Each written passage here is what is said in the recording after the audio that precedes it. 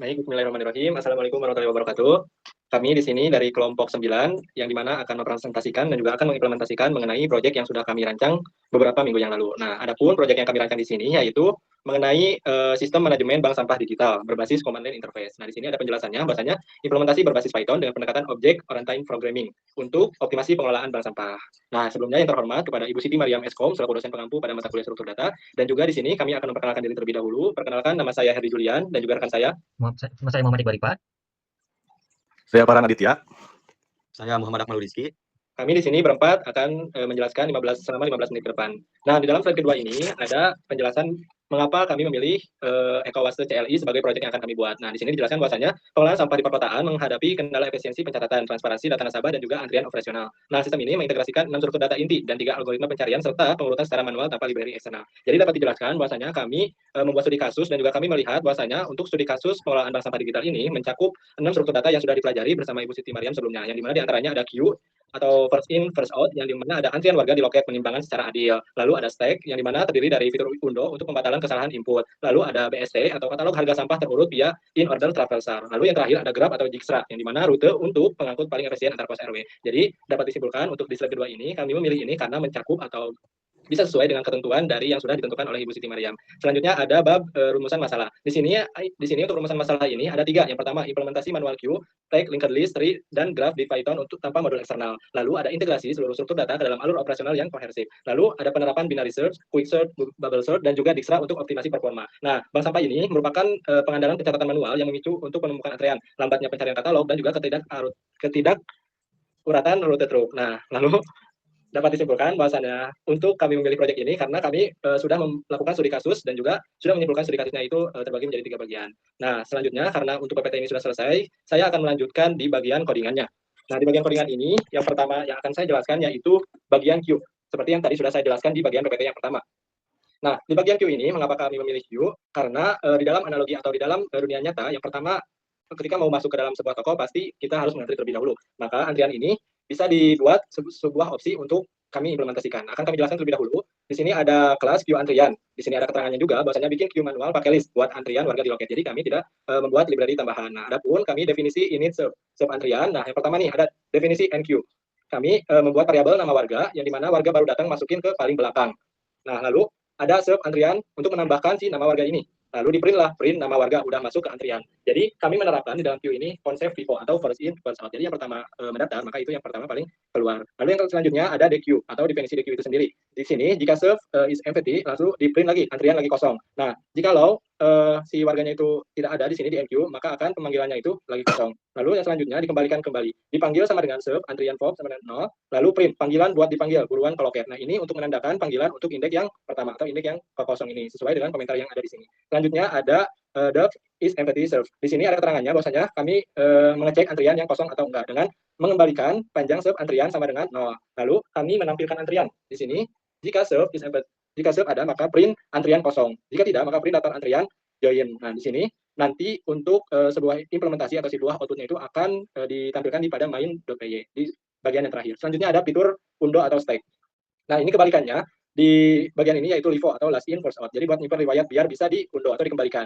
Nah, di sini ada definisi serve riwayat input. Lalu yang selanjutnya ada penyimpanan transaksi yang baru saja diketik. Di sini kami membuat sebuah definisi transaksi variabelnya dengan serve riwayat input menambahkan transaksi itu sendiri. Seperti yang tadi saya sebutkan, untuk transaksi ini variabel. Lalu yang selanjutnya ambil terus hapus transaksi paling terakhir atau dibatalin. Nah, jika tidak serve inspect batal sama dengan serve riwayat input pop. Nah, maka yang akan muncul yaitu transaksi dibatalkan atau dapat di sini yaitu sukses dibatalkan dengan pengembalian batal. Nah, jika print ini jika tidak bisa dibatalkan, maka si outputannya itu menampilkan nggak ada transaksi yang bisa diundo atau nggak ada transaksi yang belum masuk alias tidak bisa dibatalkan. Lalu yang terakhir ada definisi is empty serve return untuk panjang serve riwayat input, pemanggilan variabel riwayat input yang sudah dibuat di atas. Nah, untuk bagian saya dapat dicukupkan sekian. Selanjutnya akan dijelaskan dan juga akan diimplementasikan oleh rekan saya. Iqbal. Sekarang kita masuk ke inti dari arsitektur sistem EcoWaste CLI.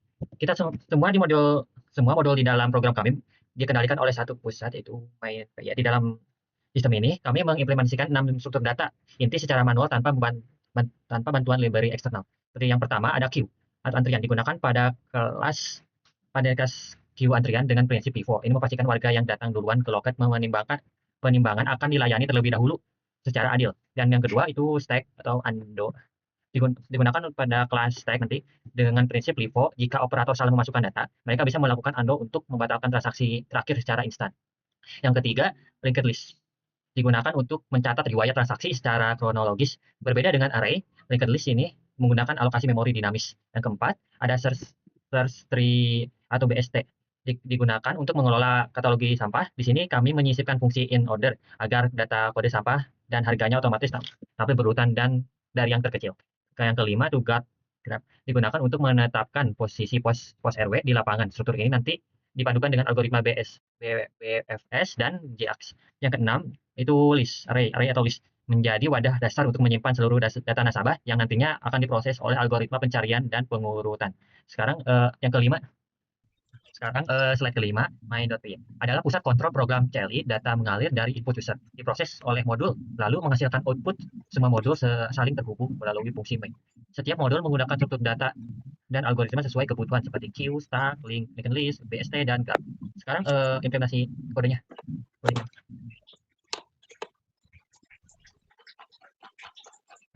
Yang ketiga, riwayat. Yang ketiga, kenapa sih kita pakai linked list? Analoginya gampang. Linked list itu ini seperti gerbong kereta api. Setiap ada transaksi baru, kita tinggal menyambungkan gerbong baru di paling belakang. Struktur ini punya 3 fungsi utama di dalam codingan kita, yaitu untuk tambah transaksi. Yang kelas transaksi yang definisi ini, setiap kali user selesai melakukan transaksi, sistem akan membuat gerbong baru atau transaksi dan menaruhnya di ujung paling belakang tails. Proses ini otomatis dan rapi. Terus harus cari transaksi.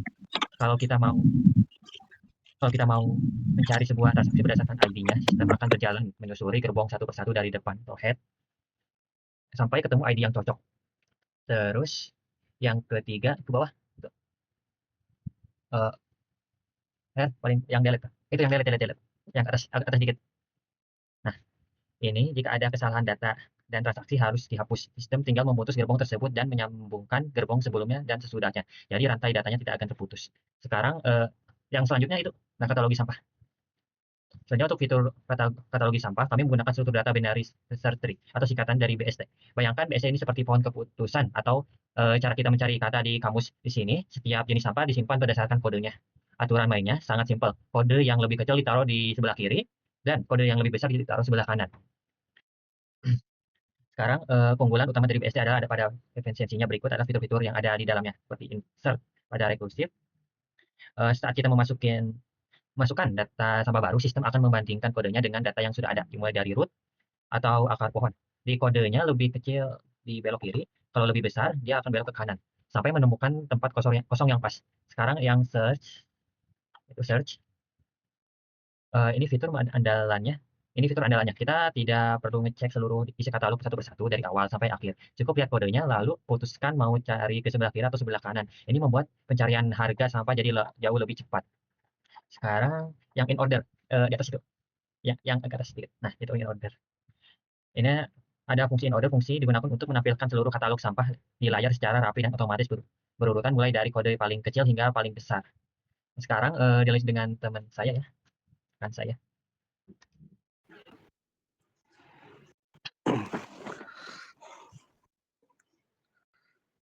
Di sini ada cuplikan kode intinya ya. Ada queue, antrian Vivo dan BST, katalog sampahnya, lalu start, undo, LIFO, lalu quick sort, dan top nasabah. Lalu ke bagian slide berikutnya ada kompleksitas algoritma. Nah, dan di sini ada strukturnya algoritma, ada queue, stack, linked list, BST, graph, Dijkstra, binary search, quick sort, bubble sort. Dan di sini langsung aja ke codingannya ya.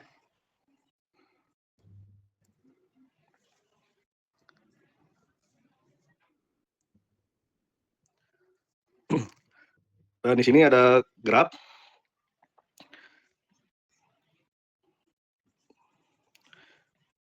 Kelas GraphPrad ini digunakan untuk mengolah seluruh data rute dan menyediakan algoritma pencarian jalurnya.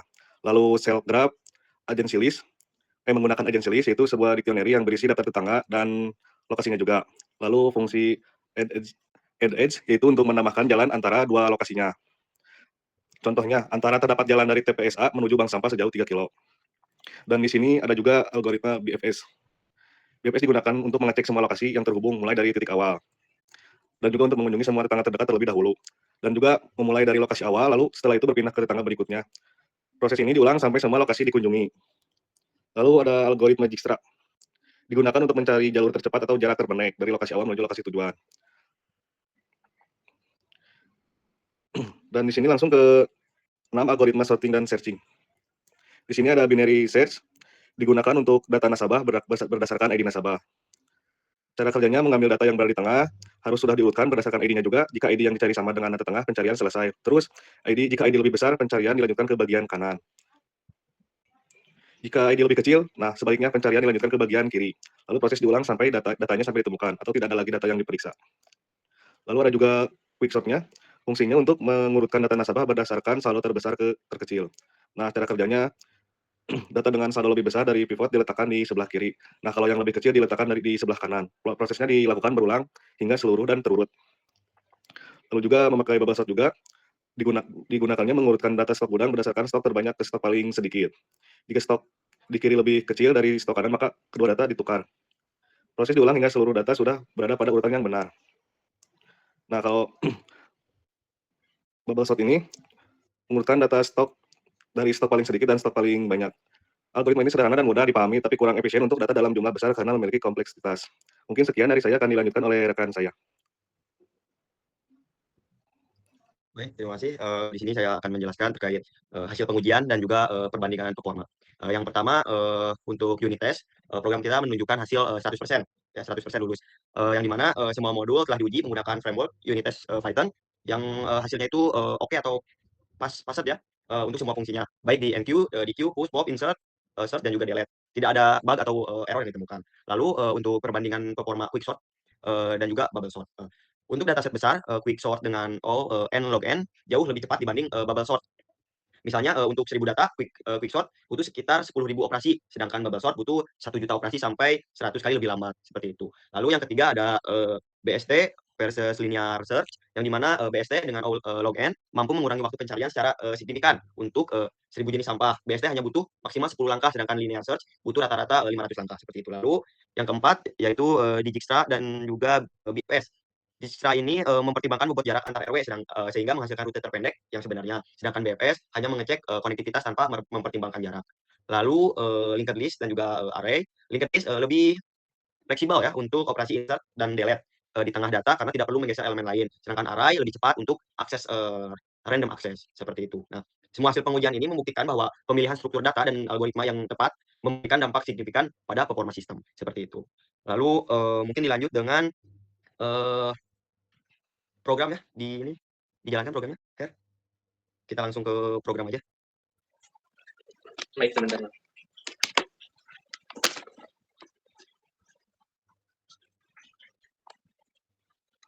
Nah, baik, ini menu utama kita, menu utama program kita yang di sini ada berbagai pilihan juga ya. Dan mungkin diawali dengan yang mana pertama mungkin ya? Ada data dummy-nya nggak? Ada, Mang. Bentar ya. Oh, Oh ya, ada. lanjut aja. Nih. Warga datang. Oh ya. Coba mau jelaskan, izin masuk sebelumnya. Ini saya akan melanjutkan terlebih dahulu sedikit dari presentasi rekan saya. Nah, jadi di bagian terakhir, seperti yang tadi sudah kami jelaskan dan juga sudah kami implementasikan beberapa program, kami di sini ada beberapa menu, yang dimana ada nomor 1 sampai ke nomor 6. Nah, ini itu, kenapa menu ini ada? Karena di sini kami sudah melakukan coding. Nah, pada bagian ini ada while true, di sini ada print, atau kami memanggil dari print sampai ke keluar aplikasi. Kami akan membuktikan terlebih dahulu dengan tadi sudah dipanggil untuk queue, antrian warga. Nah, yang pertama kami akan memilih warga yang baru datang, atau MQ. Nah, masukin nama warga. Kita panggil saja untuk nama warganya adalah Jokowi. Kita akan panggil nama warga Solo, yaitu Jokowi. Nah, lalu otomatis si Jokowi ini udah masuk ke antrian. Nah, Jokowi udah masuk ke antrian.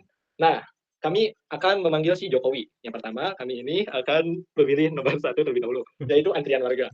Nah, karena tadi sudah di NQ si Jokowi ini, kami akan memanggil si Jokowi ini dengan cara P, panggil warga. Nah, di sini tertampil bahwasanya panggilan buat Jokowi, buruan koloket. Nah, di sini ada. Ini itu merupakan implementasi hasil yang tadi sudah saya jelaskan di bagian yang pertama, yaitu Ya, dari Q ini. Nah, lalu yang selanjutnya untuk data yang kedua akan dijelaskan kembali oleh rekan saya Akmal mengenai katalog harga. Baik, Akmal, silakan. Ya, sok, baik, lanjut aja, langsung 2. Lanjut. Nah, pada bagian katalog harga juga di sini ada kami sudah menerapkan data dummy. Nah, yang di mana sudah kami codingkan di sini untuk katalog harganya itu seperti halnya ada kardus bekas, botol plastik, dan juga besi tua. Lalu yang selanjutnya pada bagian cek data nasabah juga kami sudah melakukan data dummy itu sendiri. Kita lihat dulu. Nah, pada bagian kode sampah ada besi tua, lalu yang selanjutnya kami akan melakukan pencatatan transaksi untuk mengimplementasikan dari codingan linked list. Nah, kami akan melakukan catatan transaksi. Nah, pada bagian catatan transaksi ini ada beberapa pilihan, yaitu catatan transaksi baru, akun transaksi permanen, ataupun undo. Nah, kami akan melakukan catatan transaksi yang baru terlebih dahulu. Ketik seperti halnya track 1 plastik 2 kg. Nah, kami akan melakukan track 1 botol 1 kg. Nah, di sini transaksi berhasil dicatat. Itu merupakan implementasi daripada linked list dan juga stack. Tanpa berlama-lama, langsung saja ke nomor 5, yaitu untuk mengimplementasikan dari graph atau rute dari truk sampah. Kita pilih nomor 5. Nah, cari cek rute BPS dari gudang pusat, pos RW 1, pos RW 2. Nah, kita akan melakukan tujuan truk. Contoh, RW 01. Nah, di sini nama lokasinya ngacok atau gak terdaftar. Nah, kalau itu lokasinya tidak ada atau tidak tertera pada data yang sudah kami codingkan. Selanjutnya ada cek stok gudang yang atau implementasi dari bubble sort.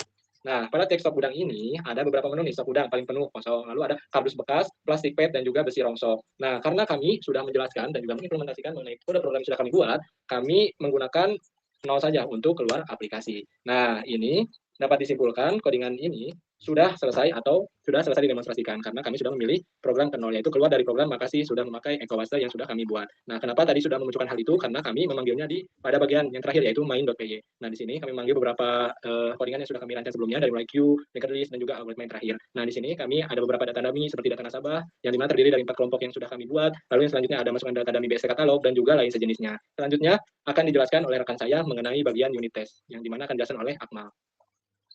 Nah, ini Akmal.